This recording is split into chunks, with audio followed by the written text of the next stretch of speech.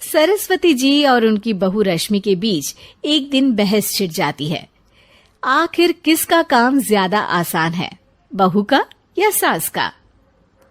माँ जी, सास को काम ही क्या है, आपके सारे काम उंगलियों पे तो हो जाते हैं। कुछ भी। हाँ, हिसाब तो उंगलियों पे ही हो जाता है ना। अरे बेटा, ऐसा सिर्फ अभी लगता है। जो मुझे करना पड़ता है ना, वो तुझे करना पड़े तो समझ आएगा कि असली काम का पहाड़ कैसा होता है।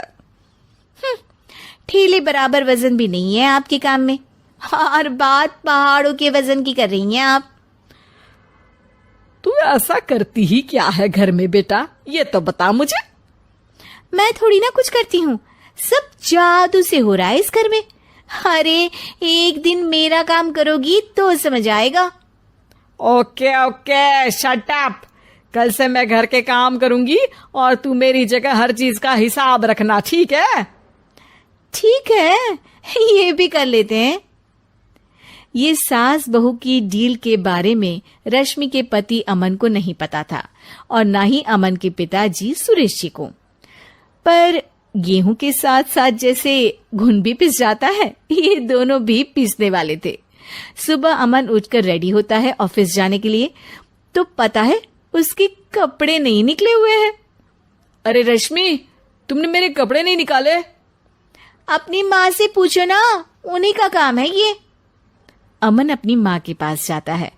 अब मेरे कपड़े आज आप देने वाले हो क्या माँ? हाँ, देना तो मुझे ही चाहिए, पर तेरी बहू ने कपड़े धोने ही नहीं डाले, तो कोई भी धुला हुआ कपड़ा नहीं है बेटा। हैं? ऐसा क्यों? कपड़े तो धोने आप ही देते हो ना माँ? अरे बहू ने तुझे बताया नहीं, अब हम अदल बदल गए हैं। मैं अब बहू और तेरी बीवी सास। अमन परेशान हो गया। वो बिना इस्त्री के कपड़े पहनकर ऑफिस चला गया। सरस्वती जी अपने घुटने के दर्द के कारण झुककर घर साफ नहीं कर पा रही थी और ना ही खाना बनाना याद रख पाई।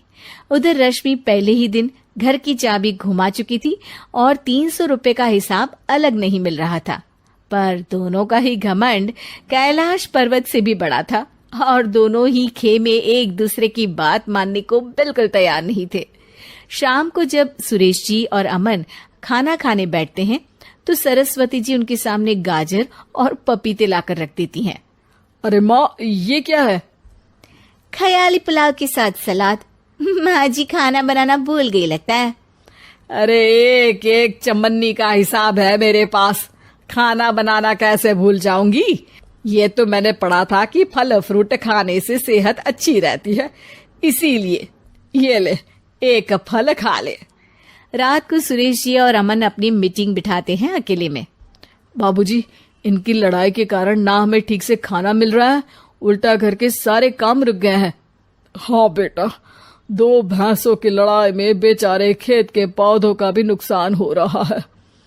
पर पापा, क्या बताऊं आपको, मैंने माँ को इस महीने की 2 तारीख को बिजली के बिल के पैसे दिए थे। आज बिल भरने के लिए मांगने गया तो पता चला कि रश्मि उन पैसों से गैस सिलेंडर ले आई। अच्छा, तो सिलेंडर के पैसों का क्या हुआ? अब सिलेंडर के तो कोई पैसे नहीं थे बाबूजी, हमारे घर पर गैस की पाइपलाइन लगी है ना। बेटा, इन दोनों का कुछ करना पड़ेगा, नहीं तो अपने घमंड के चक्कर में पूरा घर बर्बाद कर डालेंगी ये दोनों।